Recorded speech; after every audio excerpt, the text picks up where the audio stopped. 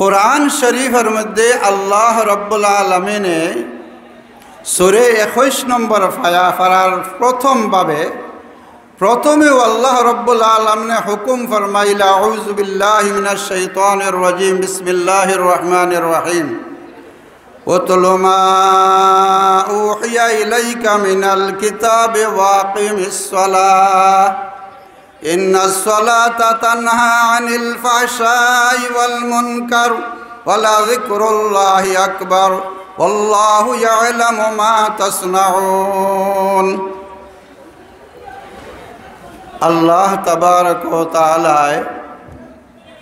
মানুষের ইসলাহ লাগে, মানুষের সংশোধনের লাগি, মানুষের আমাল রে ঠিক করবা লাগে আল্লাহ রব্বুল আলামিনে এই আয়াতে করিমার মধ্যে আমরারে একটা প্রেসক্রিপশন নুসখা দিছেন, একটা রাস্তা দেখাইছেন যে এই আমলটা করলে আমরার আমাল ঠিক হয়ে যাবগি, আমরা ইসলাহ হয়ে যাবগি, আর আমরা জান্নাতবাসী হয়ে যাব। মানুষে যে সময় রাসূল পাক সাল্লাল্লাহু আলাইহি ওয়াসাল্লামে ফরমাইলা মানুষে যে সময় গুনাহ করে তো গুনাহ করার সাথে সাথে তার দিলের মধ্যে একটা দাগ লাগে, খালা দাগ লাগে। যে সময় মানুষে গুনাহ করার সাথে সাথে তওবা করিলায় এই দিলর গুনার দাগ সাফ হয়ে যায়, আর গুনাহ করে আবার গুনাহ করে, আবার গুনাহ করতে করতে করতে করতে দিল সিয়া হয়ে গেছে, খালা হয়ে গেছে। তখন এই নেক আমাল করে বালারে বালা বুঝতে পারে না, বাদরে বাদ বুঝতে পারে না। কাল্লা বাল রান আলা কুলুবিহিম, দিলর মধ্যে জঙ্গার লাগি যায়, বিমা কানু ইয়াকসিবুন, যেটা মানুষে গুনাহ খামায়, এই গুনাহ খামানির কারণে দিলর মধ্যে জাঙ্গার লাগি যায়। এই কারণে রাসূল পাক সাল্লাল্লাহু আলাইহি ওয়াসাল্লামে ফরমাইলা লিকুল্লি শাইইন সাকালাতুন ওয়া সাকালাতুল কুলুবি যিকরুল্লাহ, প্রত্যেক জিনিসের জাঙ্গার লাগলে, ময়লা লাগলে ছুটাইবার তার সাবন আছে, লিকুইড আছে, কিন্তু দিলর জাঙ্গারে ছুটাইবার কোনো ঔষধ নাই।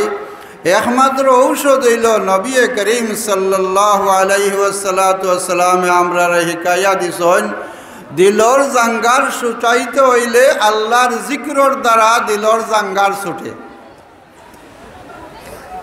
যত বেশি আল্লাহর জিকির করব, এই কারণে বুজুর্গ হলে বয়স হওয়ার লগে লগে তসবিহাত দেন, সুবহানাল্লাহি ওয়ালহামদুলিল্লাহি ওয়া লা ইলাহা ইল্লাল্লাহু আল্লাহু আকবার।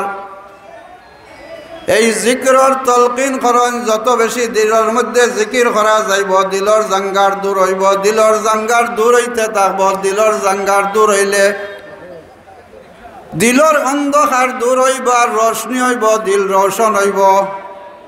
এই যে লাইটটা দেখরা, লাইট যদি কারেন্ট নাই, যদি এই সারা এই জায়গা অন্ধকার হইব না, হইব না।